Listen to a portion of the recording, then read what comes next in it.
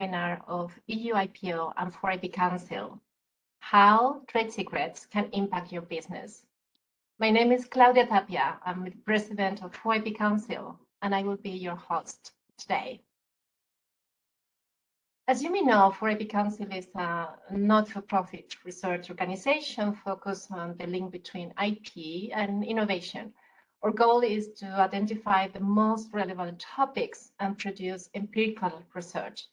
And for this, we work very closely with a wide variety of academics, experts, IP organizations like EUIPO, and other stakeholders.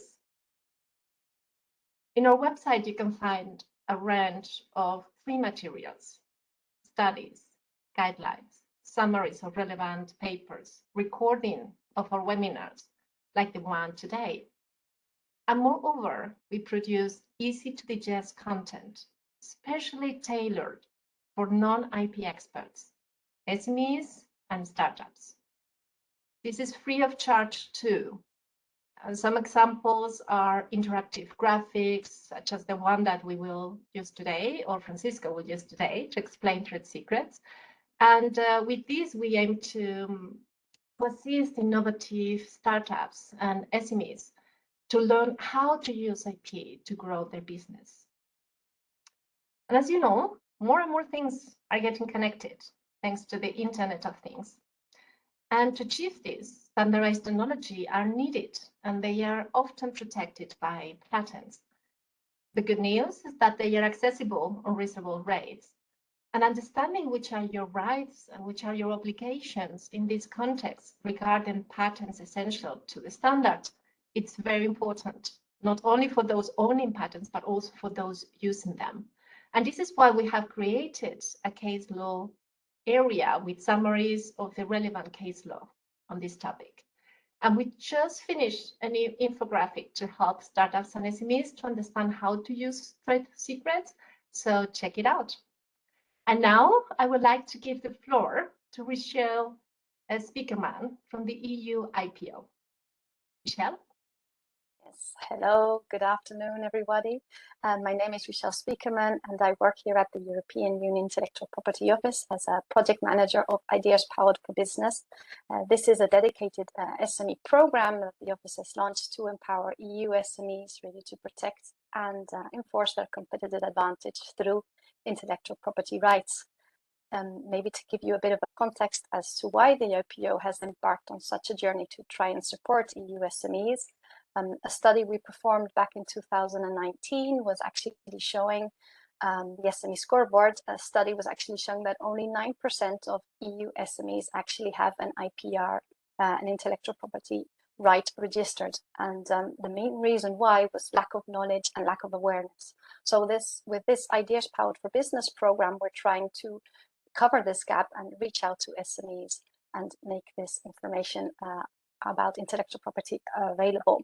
I mean, in this increasingly knowledge-driven economy, intellectual property is a key consideration in day-to-day business decisions, and it's long been known for innovation and growth. And a recent study we did back in 2021 last year was actually showing how those SMEs that have an IPR, an intellectual property right registered, have 68% higher revenue per employee than those do not.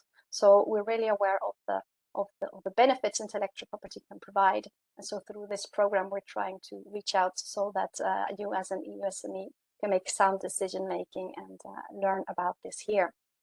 So we cannot reach the SMEs on our own, and therefore we are developing an Ideas Powered for Business network with whom we're very happy to collaborate with 4IP Council.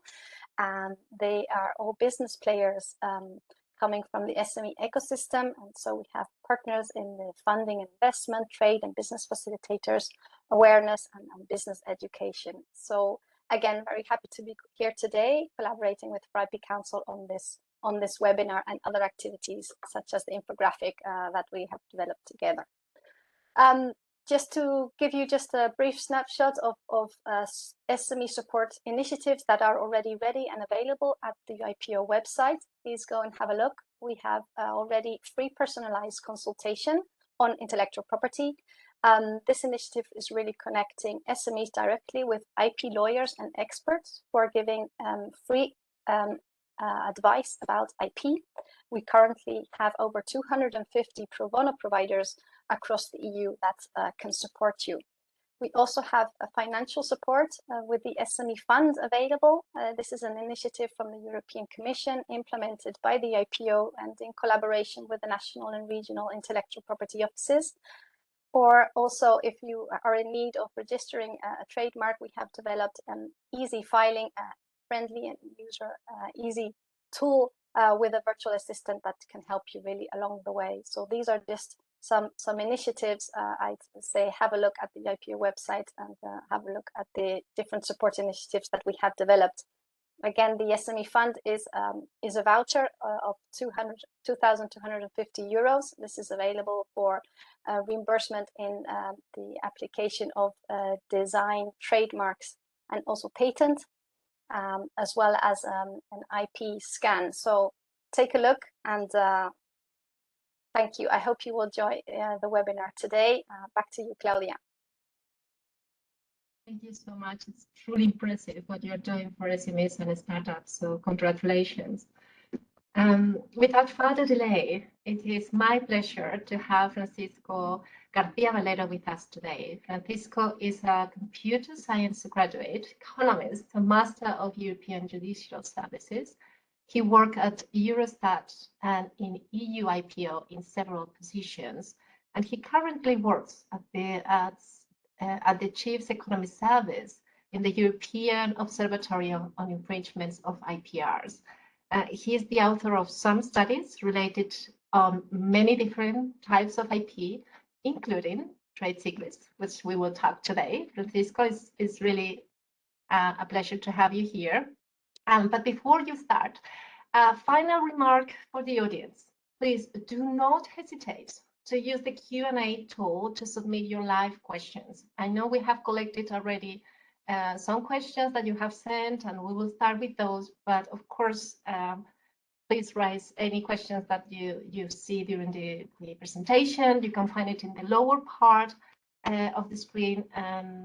Anytime during and after the presentation, please raise your questions. We have organized this for you, and the questions will be addressed following the presentation. Francisco, the floor is all yours.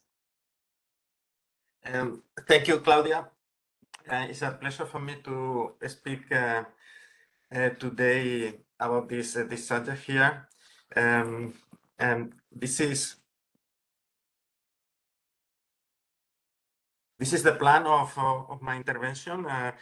We are going to talk about what can be interesting to protect with secrecy. Second, what needs to be done to protect the trade secret.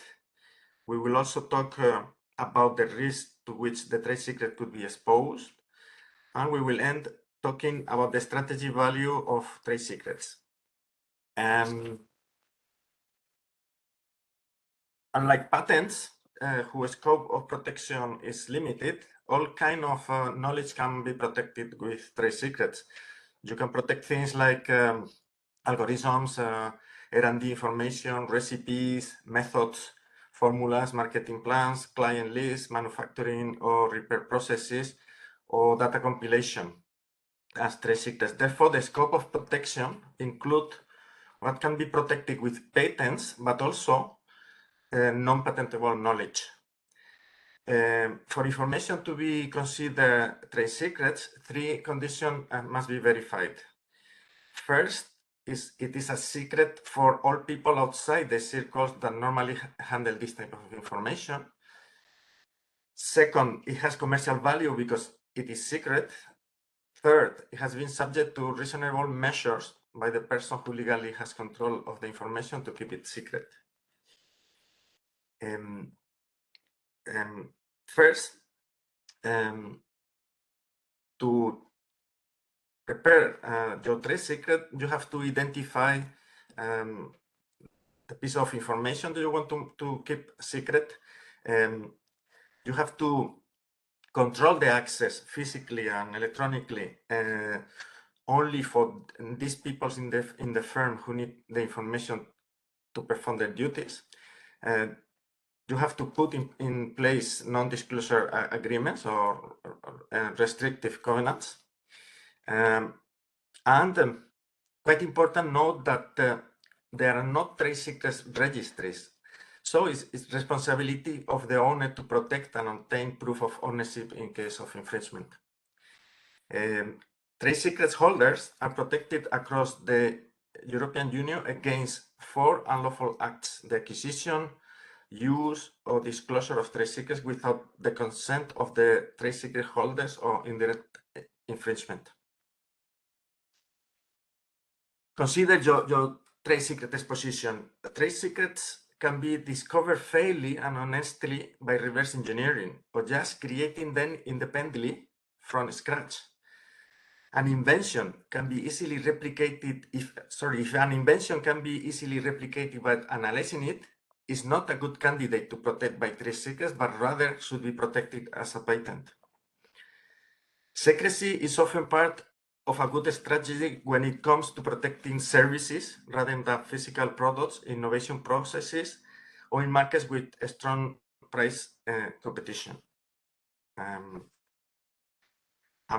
Speaking about the trade secret strategic value, our studies in the observatory have shown that using both trade secrets and other IPRs like trademarks or designs or patents gains advantages over competitors. Trade secrets can be commercialized directly by their holders or through an assessment of business partnerships. Attracting venture capitalists and other funding, including public funding, can be challenging. In this case, patents give more visibility to your invention. Thank you.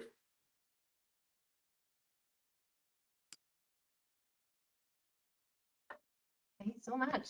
So I'm just shocked how many questions we already received. So thank you a lot for this. Let me start with the files that we collected, which I think it will help also the audience to understand trade secrets a bit better. We heard a lot of this discussion on whether a trade secret is IP or not. Is intellectual property? What is your take on this?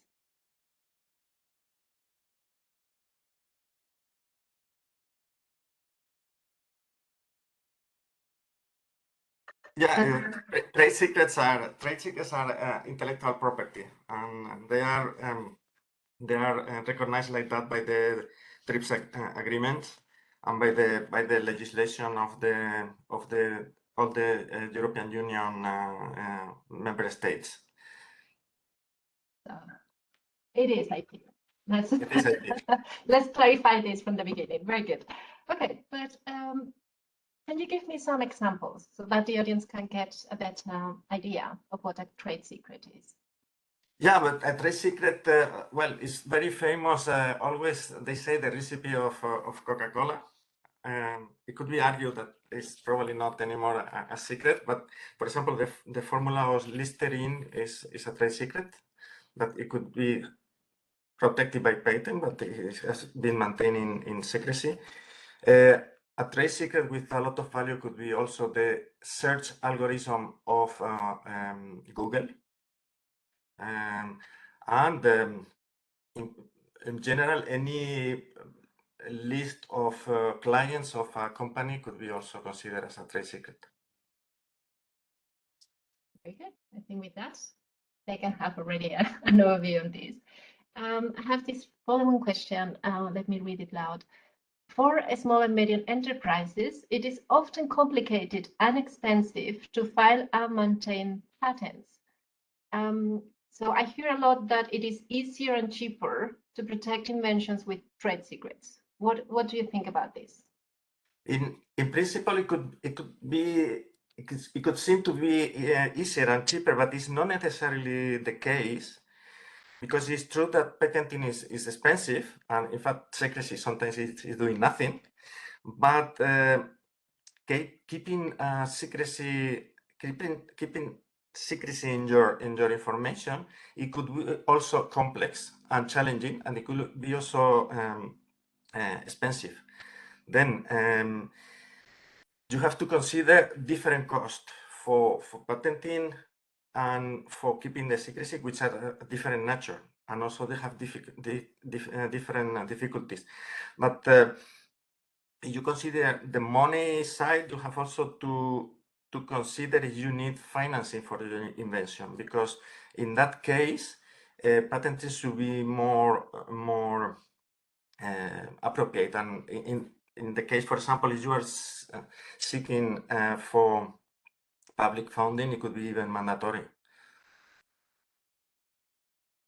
Yeah, we had a webinar, by the way, where we invited one investor, and he was telling us this is one of the first questions they ask. How do you protect it? And they're quite allergic to the trade secrets in that sense. But maybe it would be interesting to know why.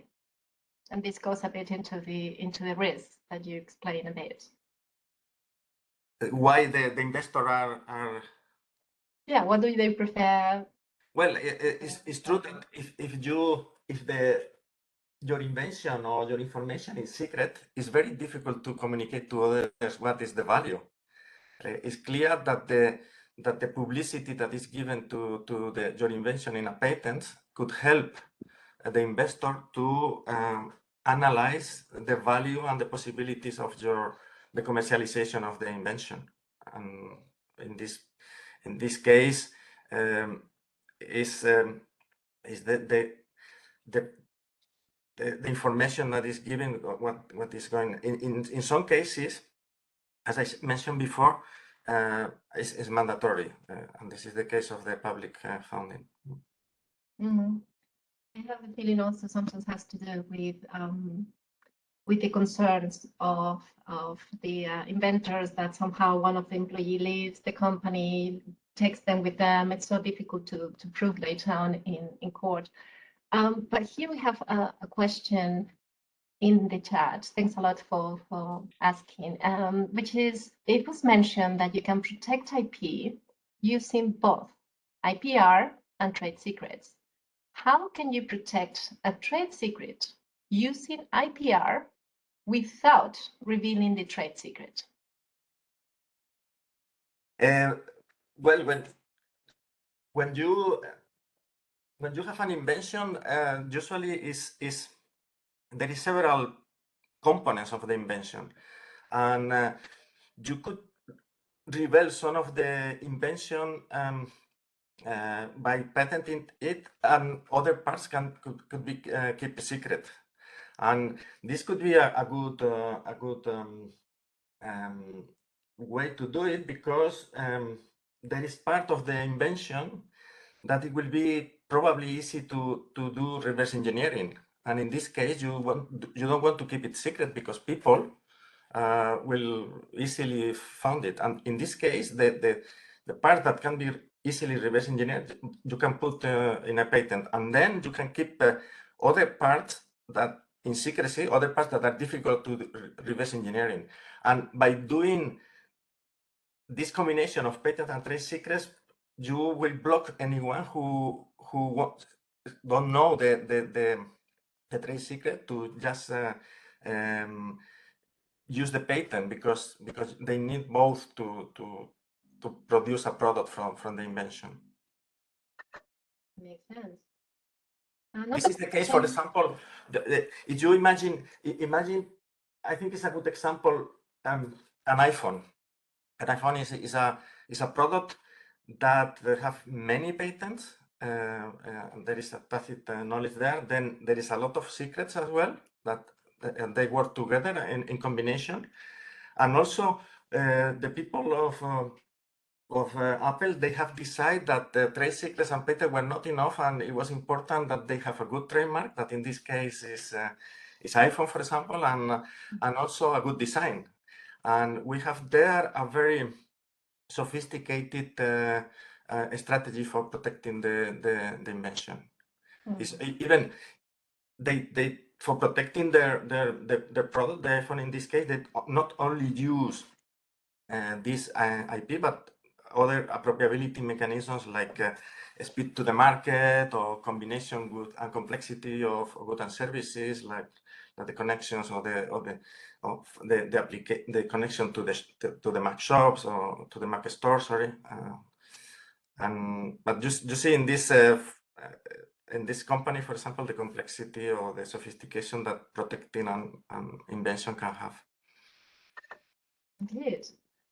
In which case do firms prefer to file patents instead of protecting it with trade secrets, and vice versa? Yeah, we have found in our studies something that is probably obvious is that everything that is not patentable should be protected by trade secrets, and especially this is the case for services. If you have a service which is not patentable, or you have an algorithm, that is the case of Google search, that is not patentable, algorithm are not patentable, then these things you need to protect with a trade secrets. We have found in general that companies, small and large companies, in general, they prefer to protect physical products both with patents and trade secrets, and they prefer rather trade secrets for services. But we have found also that in markets with a very strong price competition, in general, the companies prefer also trade secrets. We are not totally sure why, but it's a clear preference for companies in this case. And we have also found, and I think we can have an explanation also for that, is that companies prefer to patent when their invention is new to the market, and they prefer to secrecy when the invention is only new to their company. And probably this is because they cannot patent, because probably already exists a patent, and then they are modifying something. It could be patentable, but they decide to protect with trade secret. What about the duration? How long? Well, the duration is unlimited. Then this is a big difference with patent, and sometimes you can if you think that you can keep the secrecy and you think that your invention can have a long cycle of trade cycle, then it could be interesting to have a trade secret. I have to say that some companies also, they keep the secret for a period of time, and then they decide to patent, because it could be a moment that especially if the product is already losing a little bit of value in the market, that the cost of keeping the secrecy is high, and probably is easier to patent, and then at that moment the 20 years start to count. Mm-hmm. More than Sorry, because I forgot. Of course, if the product, if the secret is reverse engineered by someone, it's not exclusivity. It's not like the patent. It's not exclusive, right? Then other can use it. Mm-hmm. Yeah. Can more than one person have trade secrets rights to the very same information? Of course, it could be the case that by coincidence, because they are investigating or researching in the same field, they can arrive to the same secret, and this is totally illicit. It could be also that a person had bought one of the products that included the trade secret and is an engineer and have understood the secret by analyzing the product. In this case, is also illicit. Then two persons could have the same trade secret and use it. And here we have another question. Let me see if I understand it. But here says, I have a trade secret and I want to protect it in several countries. Are the laws that govern trade secrets comparable? I guess they probably means similar between the countries. Yeah, in Europe they are much comparable. is because in 2016 there was a directive that has been already transposed to all the member states, and there is a certain harmonization that has been done in the directive, and also internationally is also some harmonization because it's based on the TRIPS agreement. But especially in the European Union, you can expect quite harmonization in the definition of the trade secrets and in the civil measures to protect the trade secret, not in the of penal measures, because this is not harmonized. I see. And here in the chat, we have also the following question. Can you comment some best practices in establishing proof of ownership of a trade secret? I don't know much of best practices on that field, but I think at least you should first try to document in an internal registry your trade secret.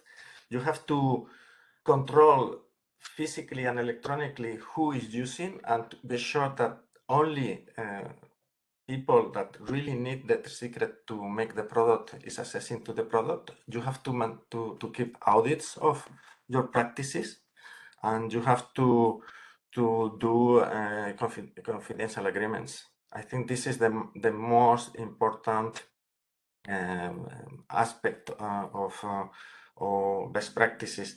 It's important also to check if you have a big rotation of personnel. It's important to see to foresee a little bit.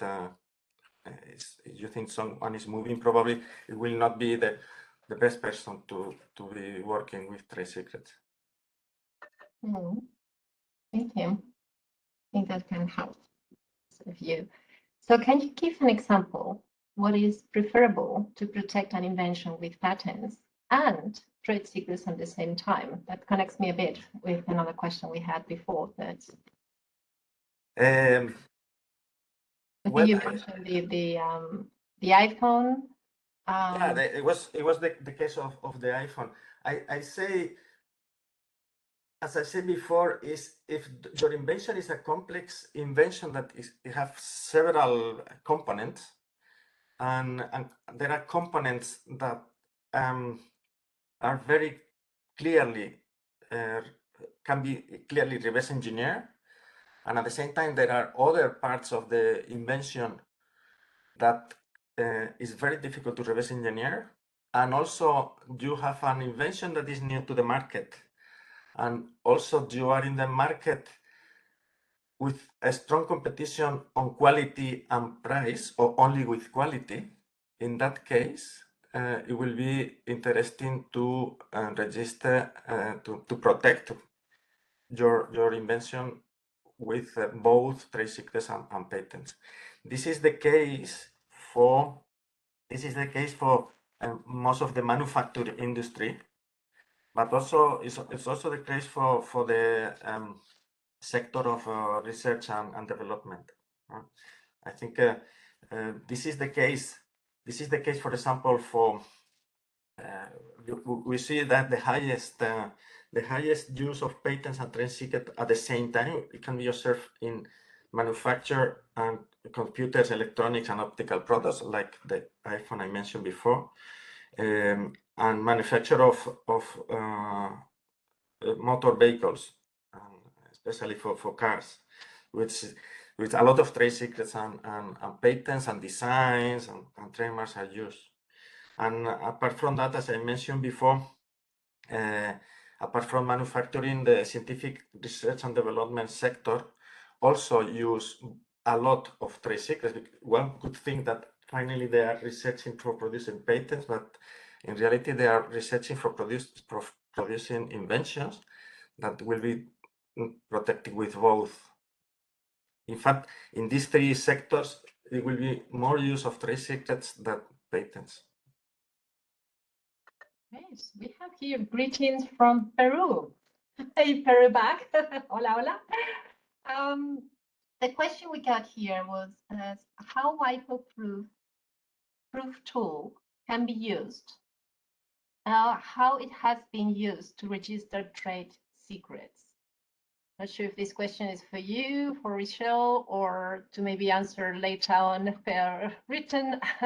So can you repeat the question, please? The question: how EUIPO proof tool can be used, and how it has been used to register trade secrets. I cannot answer to this question, but I will be happy to find an answer and yes, and send to you.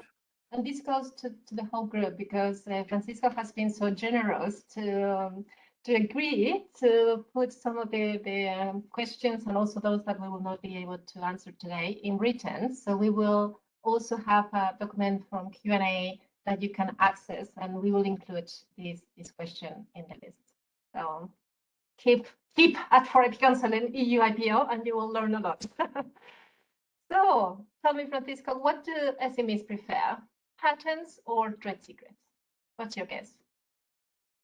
In fact,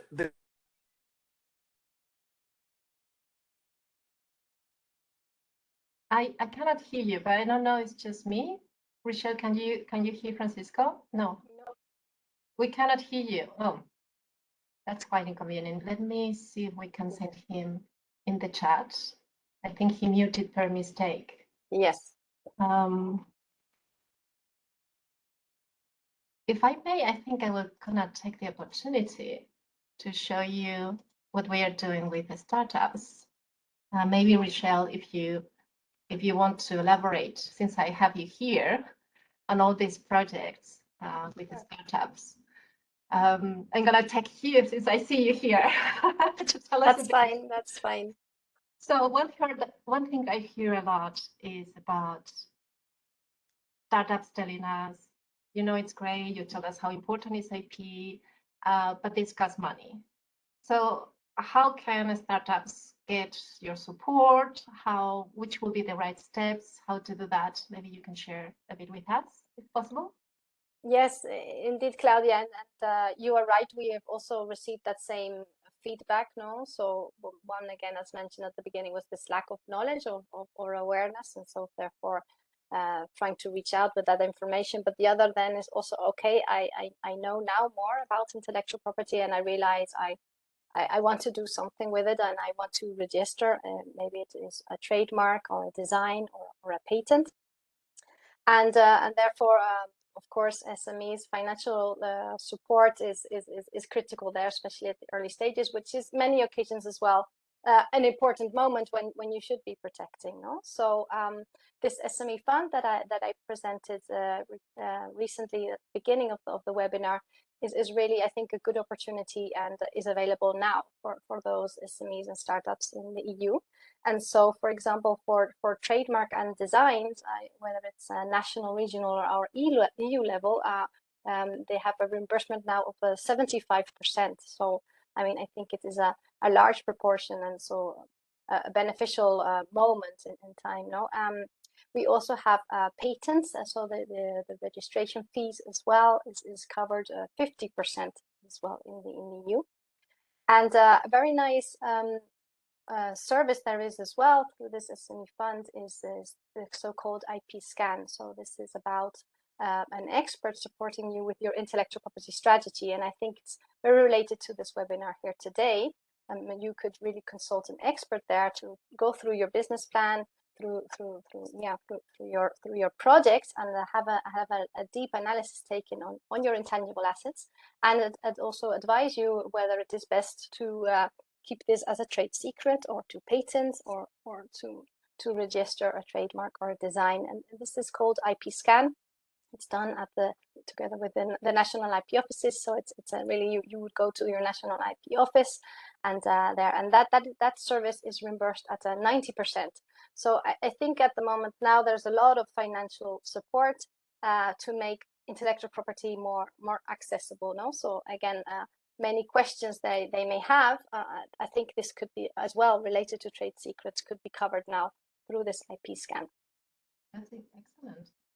You know, one of the issues that I see again and again when I talk to investors, as groups that also support, you know, angels, investors, and so on, is sometimes they come out with a great idea, but they have either shared it or they have not protected it, or they have gone to a specialist which is not real their specialist. So they haven't gone to an IP expert, and this has led to bad quality patents sometimes.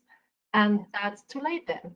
By the time that they come to the investor, they have taken the wrong strategy, have gone through the wrong expertise, and I understand it. It's very, very difficult if you're not in the field to understand who to go or not. So I think it's amazing that you are providing this service.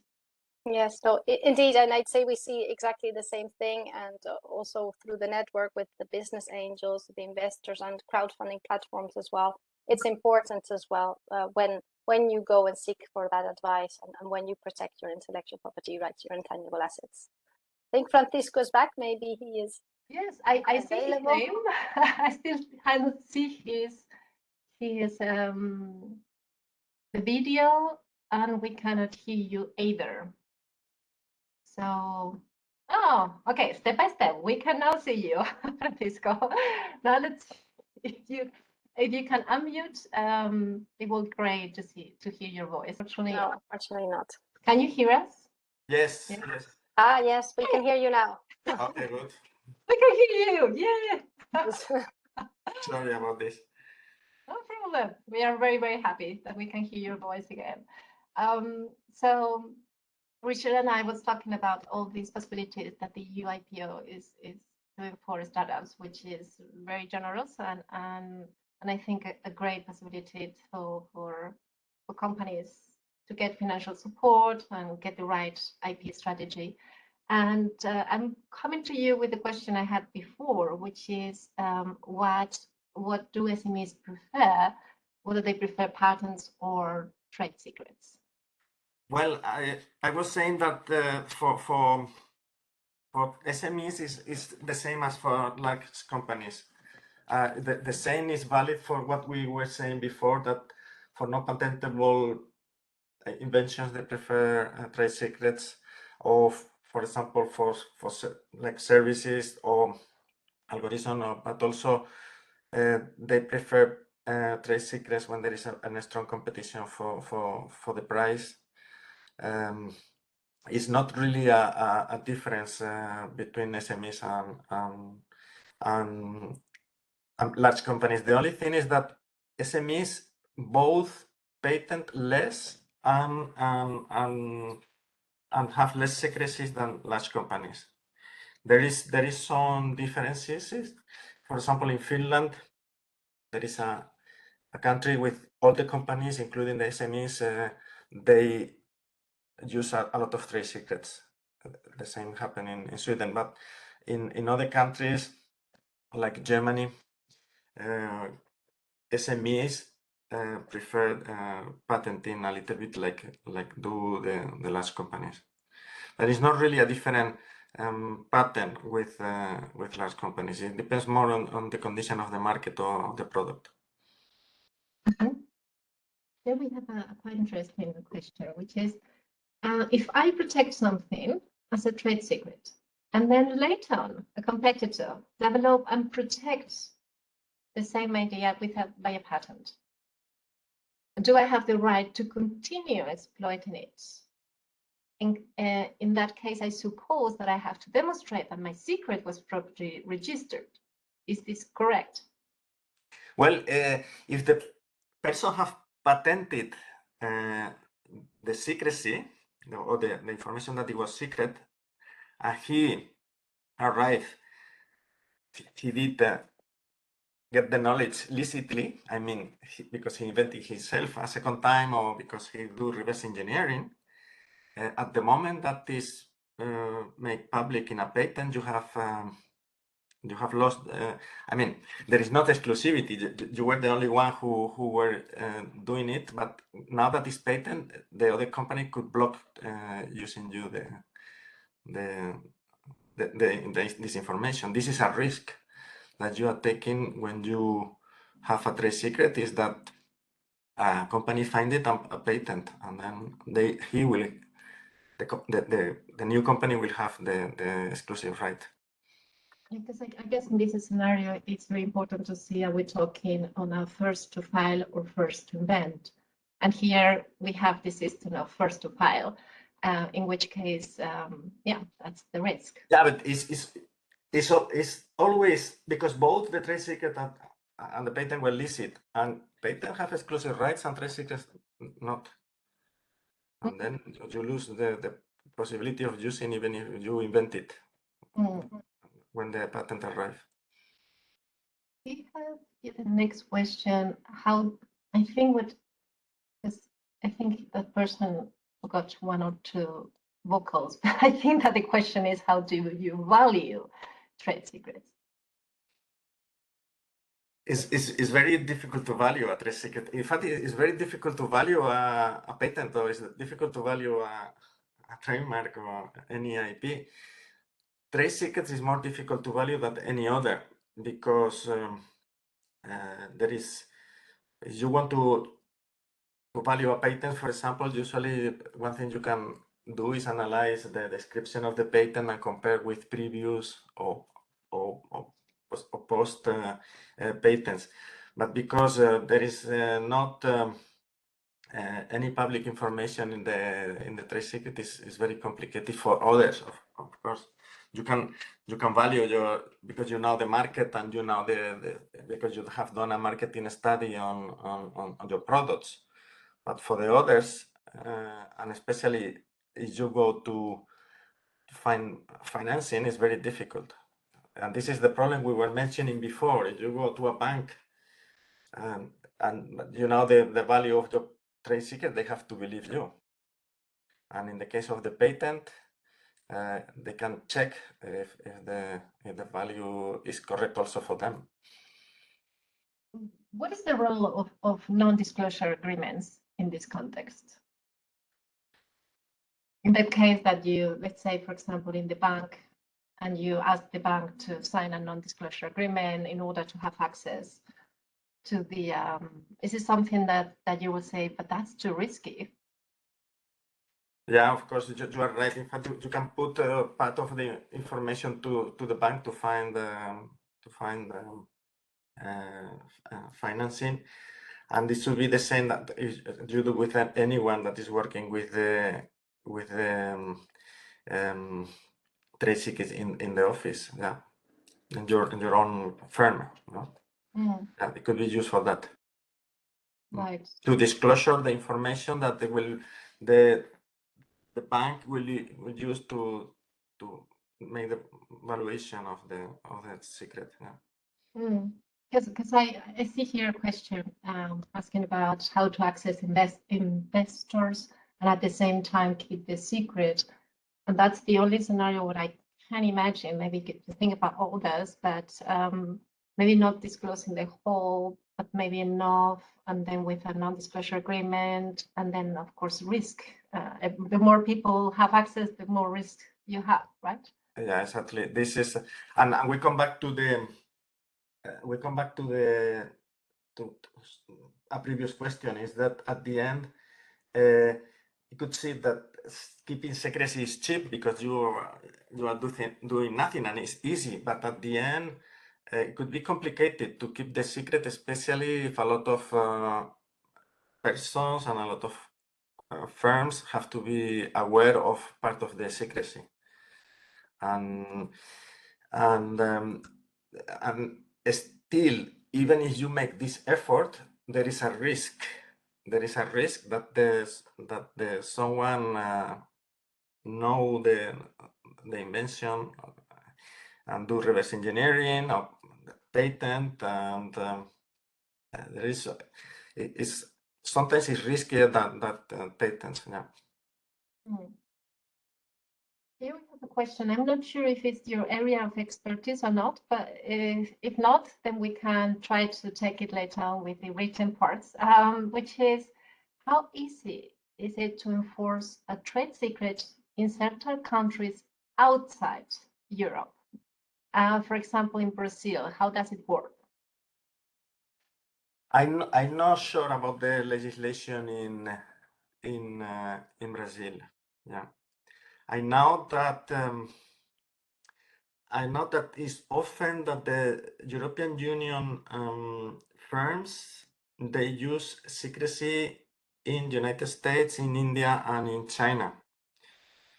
Then they have been adapted to the legislation there, but I don't know in the case of Brazil, because in the studies we did, we studied companies that they were collaborating in secrecy with third countries, but mainly most of the firms we found, they were collaborating in these countries, or even more inside the European Union. Then I don't know really about Brazil.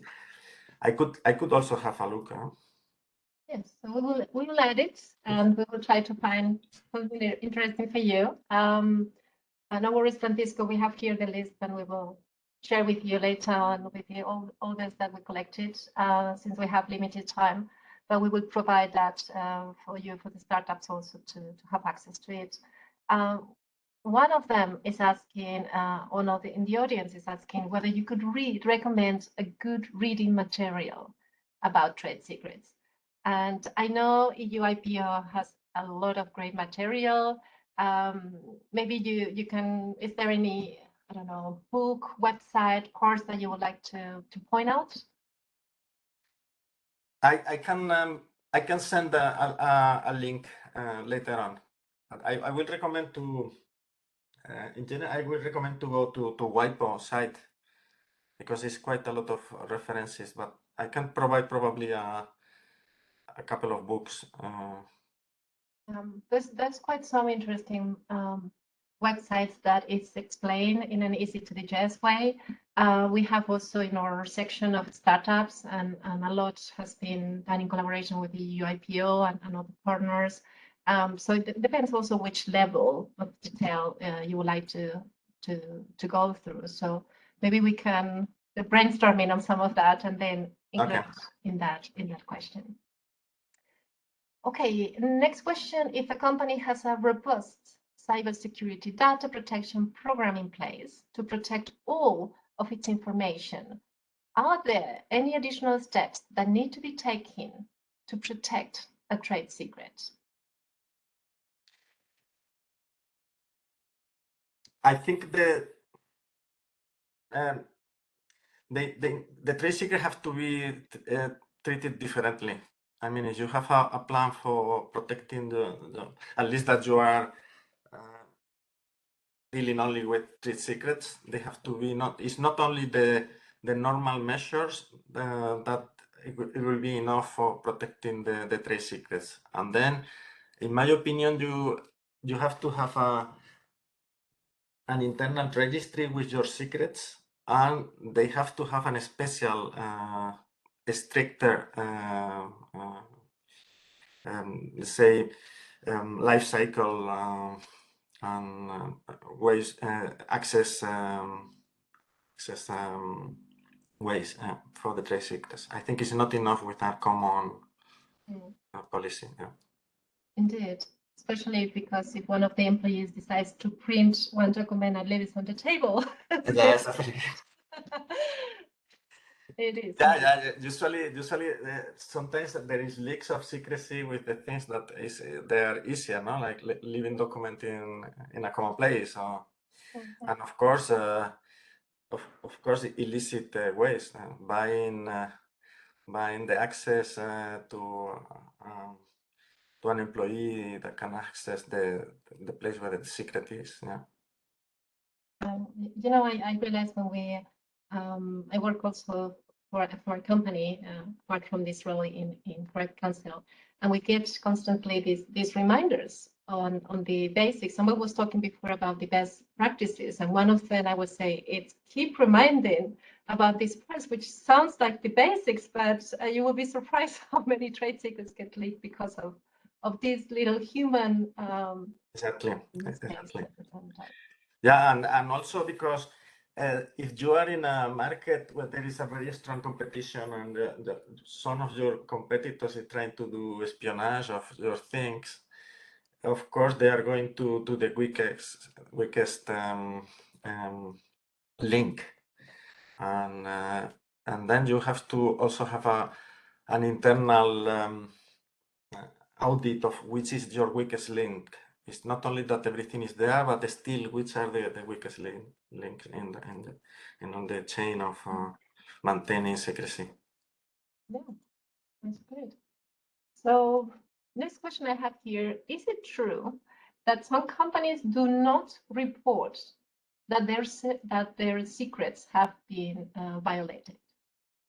Yeah, it's in fact it's a lot of cases like that, and because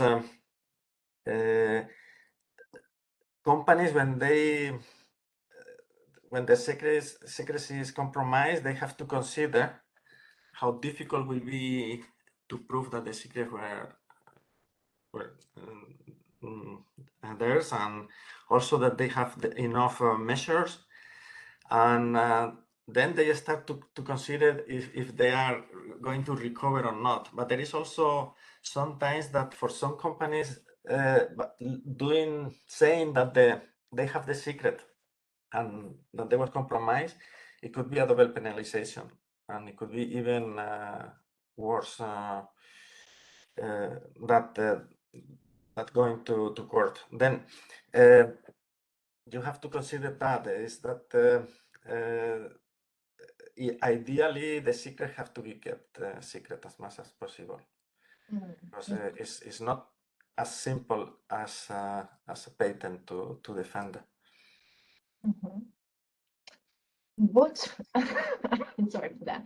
I think we have time for one more question, which sounds like the basics, but I think it's very, very important to come to them again and again, which is, what are the advantages and disadvantages of trade secret protection? Maybe you can mention some of those. Yeah. Well, I think we have been mentioning all of them, but just summarizing, well, trade secret protection is not limited in time. It continues indefinitely. There is no registration cost.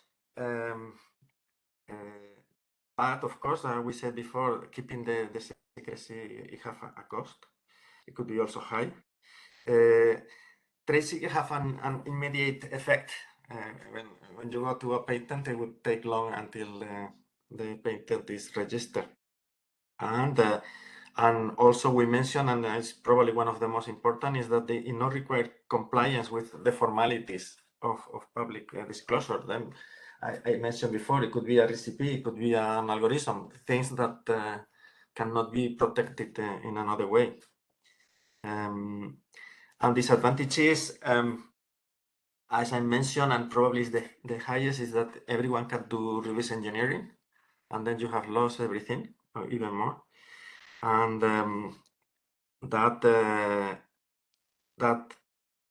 once the is not secret, anyone can use it. And as also we were saying in the question before, it's more difficult to prove a violation of trade secrets that patent, for example. And probably also that it's more difficult to sell trade secrets that, for example, selling patents. Oh, that's really interesting. And I was thinking that really a strategy discussion that the company has to go through and to take the decisions what to do, and how the expert of the EUIPO can definitely help in this process. So take this opportunity, since they are so generous to offer it and return so much from this investment. And well, I think we can definitely be talking all day on this. I keep receiving questions, so I know that some of you might be frustrated for not having had time, but as I said, Francisco has been very generous and has committed to answer the questions that we have collected so far, some of you per email, some of you here in the chat, and we will post it in a few days. So stay with us. Thank you so much, Richelle and Francisco, for sharing your knowledge and expertise, and to all of you for attending this webinar. And later on today, you will receive an email inviting you to complete a 1 minute, I promise, just 1 minute survey about this webinar. And we will be very thankful if you could complete it, because we want to hear your feedback. And I apologize from these technical problems. This is what happens when we are live. But as explained before, a recording of this presentation will be made available on EUIPO Council's website tomorrow. And don't forget to register to the upcoming webinar. This is a very, very exciting new topic, CRISPR processes, patents in green biotechnology, and the benefits of patent pools and clearinghouses. And this will be presented by Agnes Ricroche. So thanks to everyone. Thanks a lot, Francisco and Richelle, again for your time and staying with us. Thank you, Claudia. Thank you. Thank you, Claudia. Sorry again. That happens. I think we have been all in this situation one moment or the other. So thanks. Bye-bye. Bye. Bye.